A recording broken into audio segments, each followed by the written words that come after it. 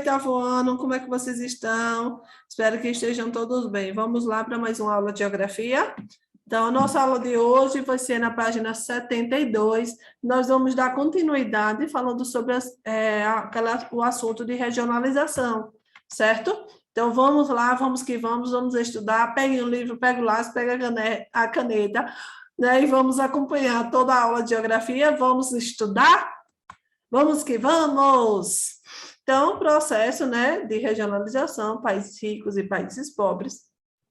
Então, processo de industrialização e desenvolvimento econômico que marcaram o século XX, levaram a uma forma de regionalizar em que os países passaram a ser classificados como ricos ou pobres.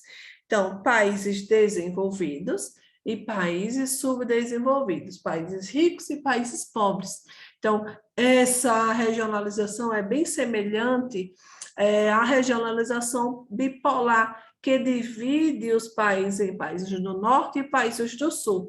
Então, do norte são os considerados países ricos, e do sul são considerados países pobres. Então, os do norte são aqueles que são industrializados, avançados tecnologicamente, suas populações, né, apresentam indicadores mais elevados de condições de vida. Já os países pobres, eles são mais periféricos, eles são pouco industrializados, eles são dependentes economicamente, né? Então, eles têm essa instabilidade nos aspectos econômico-político e pode apresentar, né, condições de vidas precárias, certo? É uma visão, é uma outra forma de regionalização do mundo. Essa divisão é muito criticada por ser simplista e generalista, já que utiliza apenas graus de riqueza e de pobreza como critério para classificar os países. Classificando, né, como já falei, em ricos e pobres. Aí a gente observa aqui, certo, um planisfério, o índice de pobreza, certo, existente no mundo todo. Então, observe aí essa parte de verde, menos de 2%, a parte de verdinho, claro, de 2% a 9,9%, amarelinho de 10% a 24%, essa parte laranja de 25% a 49%, o vermelho 50% ou mais por cento, né, da população aí pobre, que, né, vive com menos de 1,9, né, dólar por dia, por país. Então, vive com menos de 2 dólares por dia. Regionalização por nível de desenvolvimento. Então, com maior desenvolvimento, em desenvolvimento ou menos desenvolvido. Esse é outro tipo de regionalização, né, que nós vamos observar um pouquinho aqui agora. Então, países com maior desenvolvimento. Então, as regiões com maior desenvolvimento abrangem grande parte dos países da Europa, Canadá e Estados Unidos, a Austrália, Nova Zelândia e o Japão são os países, né, que têm um desenvolvimento maior e aí, consequentemente, vai ter um PIB mais elevado e uma renda per capita, né, mais elevada. E a gente observa aí um planisfério, onde aí nós temos o total, né, do PIB no mundo todo. Lembre sempre, as cores aí observe, olha, as cores mais clarinhas, menos de 10, né? E as cores mais fortes, com mais de 1.000. Então, nós observamos aí, né, que existem os 10 países com maior PIB, e 7 deles são considerados com maior desenvolvimento. 7 deles são quem? Estados Unidos, Japão, Alemanha, Reino Unido, França, Itália e Canadá. Qualidade de vida. Nos países com maior desenvolvimento, a qualidade de vida em geral vai ser consequentemente boa, né? Boa, e a maior parte da população tem suprido as suas necessidades básicas. Então, tem educação, tem moradia, saneamento básico e assistência social.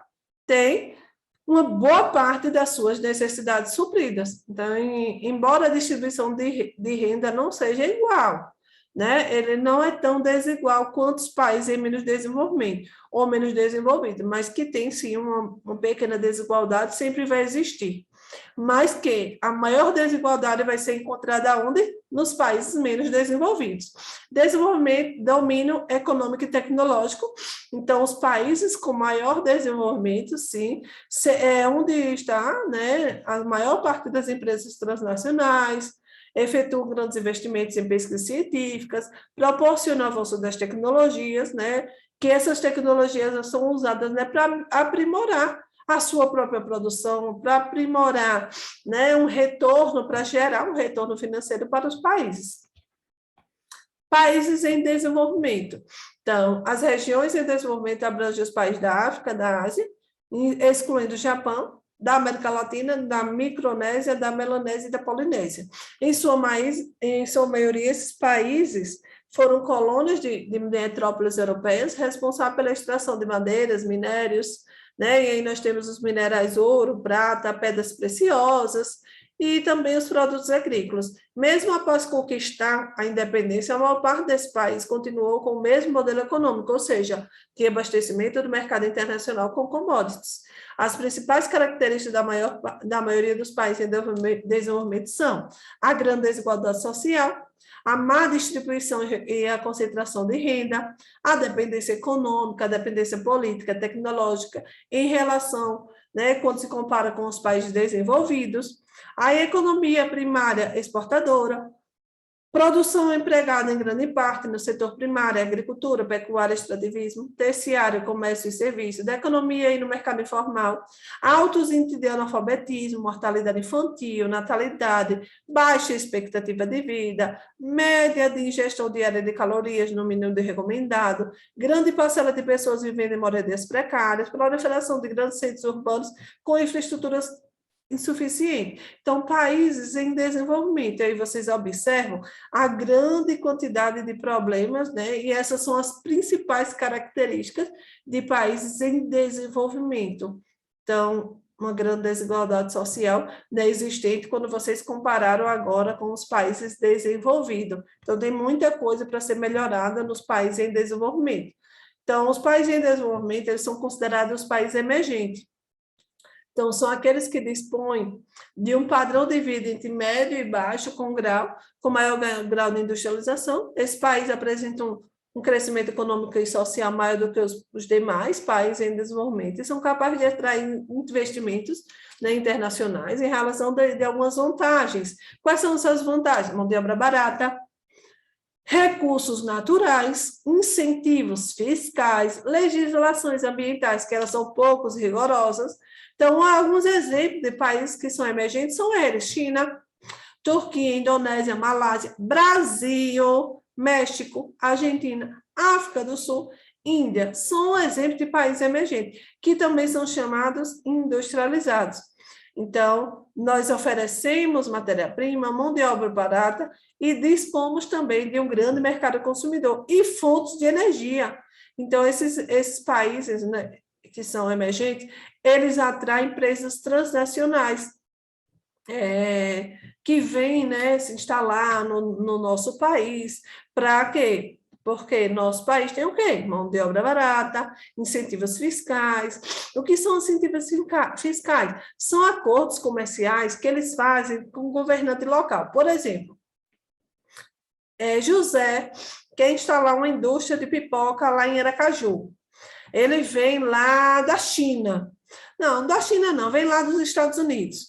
Uma indústria de pipoca muito conhecida, muito famosa, e quer instalar sua indústria em Aracaju. O que ele faz? Ele vai procurar quem? O governador, para ver o que é que o governador vai fazer, né? Vai liberar, né, para esse grande empresário para instalar. Aí o governador diz assim: olha, eu vou liberar o terreno, eu vou lhe dar o terreno para você instalar, para você construir indústria aqui nesse terreno. E vou dar 1 ano sem pagamento de impostos. Olha que coisa legal. Então, já começa ganhando. Então, por que aqui os governantes eles fazem isso? Porque a indústria que vai ser instalada aqui no nosso Brasil, ele vai gerar o quê? Emprego. Quando o momento que gera emprego, gera renda para a população. Ao mesmo momento que gera renda, certo? A economia daquela cidade, daquele estado, do país vai melhorando, ok? E aqui nós temos, né, um exemplo, o México, que é considerado um país de economia emergente e ainda apresenta todos esses contrastes sociais, né? Então, áreas pobres, áreas com construções bastante simples, né? E a gente observa aí ao redor da cidade de México. Países menos desenvolvidos. Então, essa expressão, né, adotada pela ONU para os países com índice de baixa escolaridade e de elevada mortalidade infantil, com carência de moradias e pouco acesso ao saneamento básico. O grau de ocorrência dos problemas mencionados varia de um país para o outro. Então, na América, apenas o Haiti está nessa classificação. A partir de 2004, o país passou por grande instabilidade política, que levou à ocupação militar por missão da ONU. Então, em 2010, uma sequência de terremotos agravou a situação do Haiti. Então, o Haiti, meu Deus, sempre vem passando por problemas, certo? Principalmente essa instabilidade, né, geológica que é existente lá no Haiti e acaba afetando, né, e acaba detonando aí, certo, com os países e a qualidade de vida, se já é ruim, fica pior ainda, né? E aí vocês observam a imagem, né? Crianças, um homem, né, um homem aí, se esforçando para a reconstrução, né, do Haiti, depois de um período de instabilidade política e uma sequência de terremotos. E aí vocês observam uma situação, né, bem precária, né, que a população do Haiti passa. E aqui um planisfério dos países menos desenvolvidos, e aí vocês observam que a maior parte dos países menos desenvolvidos ele está localizado onde? No continente africano. Então, aqui, olha, no continente africano, a maior parte dos países menos desenvolvidos estão localizados no continente africano. Então, a gente percebe, né, que eles sofrem bastante com essa questão de qualidade de vida. E aí nós temos IDH. O que é IDH? Índice de Desenvolvimento Humano. E o que é que para que serve o IDH? O IDH, né, ele foi criado pela ONU, Organização das Nações Unidas, e ele avalia a qualidade de vida das pessoas em praticamente todos os países. Né? Então, a sua composição considera-se a expectativa de vida, a escolaridade e o rendimento per capita da população. Rendimento per capita é o quê? É a renda por cabeça. Quanto as pessoas ganham, né, naquele país, né, cada pessoa, ok? Então, o IDH ele varia de 0 a 1. Quanto mais próximo de 1, maior o desenvolvimento humano do país. A classificação é feita dividindo os países em 4 grupos: desenvolvimento humano muito elevado, desenvolvimento humano elevado, desenvolvimento humano médio, desenvolvimento humano baixo. E aí vocês observam aqui no planisfério, né, as cores, desenvolvimento muito elevado, são os vermelhos, e aí vocês observam que a maioria dos países do norte, e aí entra um pouco aqui do continente americano, a parte dos Estados Unidos e Canadá, e aí entra um pouco da Europa, um pouco do continente asiático, aqui a Oceania, né, que tem um elevado IDH. E aí a gente observa em outros países que têm elevado IDH, elevado, né, outro médio, outros baixos. Então, vai de acordo com a legenda e vocês vão conseguindo localizar. Os baixos são a maioria aqui, ó, no continente africano, os que estão de verde são na localização do continente africano, que são do IDH baixo. E aí, quando nós observamos IDH baixo, vocês lembrem que a qualidade de vida vai ser ruim, certo? Então, novos índices de desenvolvimento. E nós temos esses índices: índice de desenvolvimento humano ajustado e a desigualdade, índice de pobreza multidimensional, índice de desenvolvimento de gênero, índice de desigualdade de gênero. E aqui vocês vão observar cada um. IDHD utiliza 3 componentes de avaliação, IDH, né, que porém é ajustado ao índice de desigualdade, indica a desigualdade existente entre pessoas, pois não é toda a população que tem acesso a uma renda que garanta minimamente suas necessidades. O índice de pobreza multidimensional, que indica, né, as privações individuais quanto à escolaridade, à saúde, questão de nutrição, a questão da mortalidade infantil, as condições de vida da população, água, eletricidade, combustível para cozinhar, e entre outros, que vocês sabem que nem todo mundo tem acesso, né, a todas essas condições de vida que para suprir as nossas necessidades. Índice de desenvolvimento de gênero, mede as disparidades entre mulheres e homens. Ele utiliza os mesmos indicadores de saúde, escolarização e condições de vida. O cálculo é feito separadamente para mulheres e homens, a fim de chegar a uma média proporcional. Como resultado, obtém-se uma medida direta de diferentes de gênero feminino expresso com percentagem do IDH masculino. Índice de desigualdade de gênero, GLE, reflete a desigualdade de gênero em homens e mulheres, usa como indicador a saúde reprodutiva da mulher e a comparação entre homens, mulheres e homens referente à capacitação da taxa de participação no mercado de trabalho, certo? Então, quanto mais próximo de zero, maior igualdade existe entre homens e mulheres, quanto mais próximo de um, maior é a desigualdade. Então, vocês observem aí, né, no Brasil, das mulheres são ser superior aos homens, é possível notar a desigualdade de gênero e de oportunidades de mercado, né, de trabalho, por elegir. O país é o nono, 92, a colocação do ranking. Na fotografia, mulheres trabalhando em indústria de confecção, né, em Cianorte. Produto Interno Bruto, é o PIB, Produto Interno Bruto. Então, o crescimento econômico dos países é um aspecto considerado pelos indicadores socioeconômicos. Ele pode ser medido pelo PIB. PIB é a soma de tudo que é produzido em um país durante um determinado período. Então, quanto maior o PIB, maior a qualidade de riqueza, a quantidade de riqueza gerada em um país. Então, PIB, quando vocês observarem o nome PIB, lembre de que é o produto que é produzido dentro daquele país, certo? Então, a quantidade de riqueza que é gerada dentro do país. Gini, para medirmos o nível de concentração de renda de um determinado país ou grupo, utilizamos o índice de Gini, que apresenta o rendimento entre a população mais pobre e a mais rica. Esses índices têm como referência valores de 0 a 100. Quanto mais próximo de 100 for o índice, maior será a desigualdade apresentada naquela população. Então, aí vocês observaram alguns indicadores, né? Então, são novos indicadores que são utilizados no nosso dia a dia, que são utilizados principalmente pelos governantes para observar como é que está a vida daquela população e o que é que está precisando melhorar. Outros indicadores, então, acesso à água potável, o sistema de saneamento, melhorar as condições de vida da população, acesso à internet, acesso ao telefone móvel, a questão dos indicadores da saúde, que nós sabemos que existe uma grande população no mundo, mas que nem toda a população tem acesso à água potável, acesso ao saneamento, nem toda a população tem acesso, né, à internet, acesso ao telefone, a questão do celular, nem todo mundo tem acesso à saúde. Então, observa a questão da taxa de mortalidade infantil, expectativa de vida a nascer, exposição de doenças. Então, é necessário, né, fazer todo esse estudo para ver como é que está a qualidade de vida da população e para saber em que área, né, em que país, qual é aquela área, qual é aquele setor que está precisando de maior investimento e para saber como é que está o desenvolvimento de cada país. Se aquele país ele está em processo de desenvolvimento, se aquele país ele já é desenvolvido ou se aquele país ele está, coitado, numa situação precária que precisa de muitos e muitos e muitos investimentos para melhorar a qualidade de vida da população. E agora nós vamos para a nossa atividade. Vamos lá, abrindo aí o livro de vocês, na página 83. Vamos lá para a nossa atividade? Vou colocar aqui.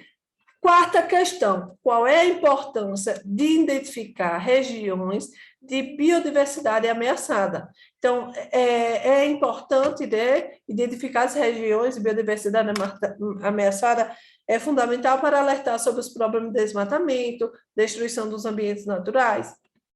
A regionalização, com base nos aspectos ambientais, permite definir políticas para amenizar os impactos do meio ambiente e para restaurar parte das regiões ameaçadas ou degradadas. Vamos à próxima questão. Leia o texto a seguir e responda a questão. China é referência em Fórum de Desenvolvimento Tecnológico.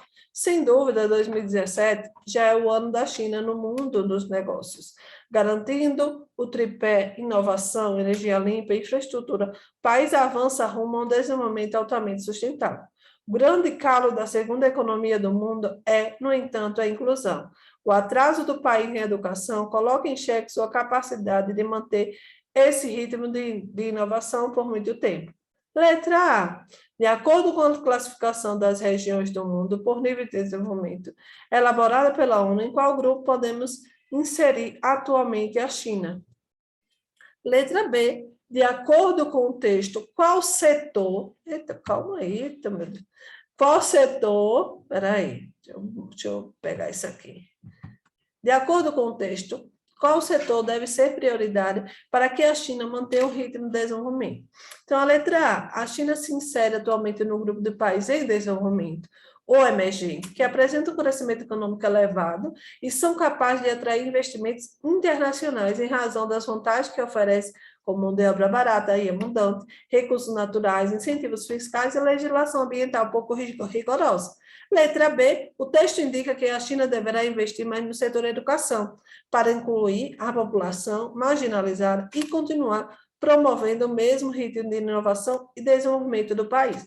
Então, nossa aula vai ficando por aqui, né? Recebam meu abraço aí, se cuidem e até a próxima aula. Tchau, tchau. Fiquem com Deus.